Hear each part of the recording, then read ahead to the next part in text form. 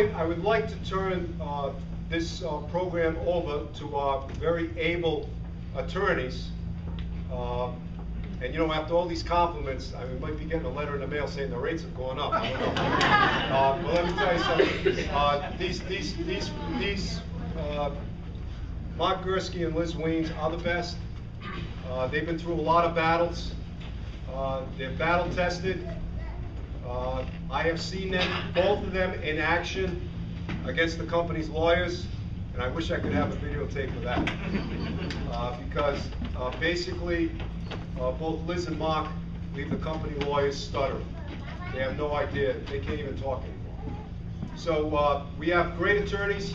They're here to talk to us about the importance of what we're doing on the picket lines, and also our strategy, which is evolving concerning unemployment benefits. And we believe we have a strong case that we're going to make for our members in unemployment. We're going to pursue that avenue. We're going to talk about that, because this is all about strategy. We have to outsmart these people, the ones that are sitting in the truck reading the manual, and we're going to do it.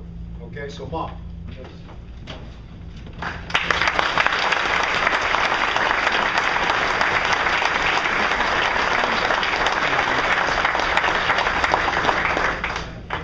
Say we're going to raise the rates. I knew it was going to say. But that's not what we're about. Bill asked me to talk about two things: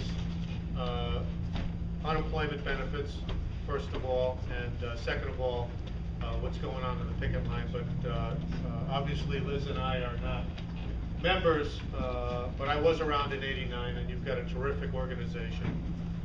This is going to be a successful strike, I'm convinced. And I don't think we'll be sitting here in weeks and weeks off. I do want to say this, though: if anyone has any questions that are legal, and you don't want to say it in a group, or you don't want to say it on YouTube, then we'll stick around afterwards and try and answer any questions that might be more personal or confidential. On unemployment benefits, as you probably know in Rhode Island, typically someone who voluntarily goes on strike isn't entitled to unemployment benefits even though you're unemployed. But instead, you're on your own. Now, that's different if you're forced out on strike. And as soon as we heard about the changes that the company was trying to impose on you, the changes in the health insurance, the holidays, the benefits, the working conditions, and most importantly, the changes in your job security, well, they didn't really leave you much choice. So we think it's a good idea for folks to apply for unemployment benefits, and when they're interviewed, to simply say that they were forced out on strike by these changes. Now, a lot of that's going to be handled by Liz and I in terms of what you need to say. We'll do that for you. Next week, Bill will be setting up folks from unemployment to answer questions about that process. But we definitely think that that's something that you folks ought to be doing. This is not a strike for everybody getting a 10% wage increase and another 4 weeks of vacation. This is a strike about job security and preserving what you have.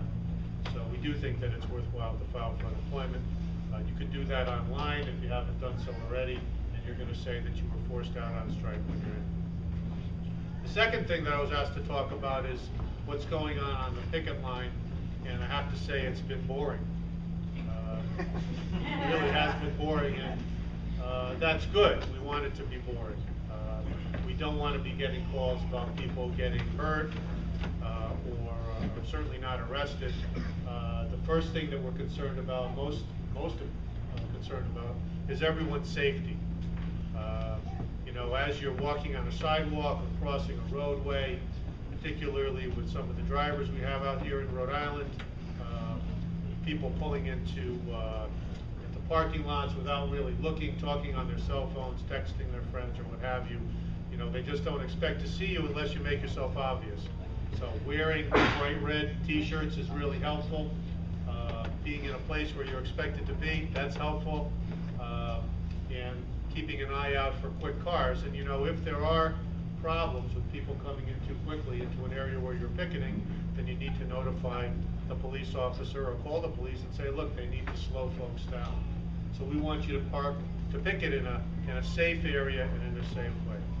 As Bill pointed out, we don't want anybody getting arrested. The union is not about anyone doing anything illegal. It doesn't do us any good. It certainly doesn't do you any good.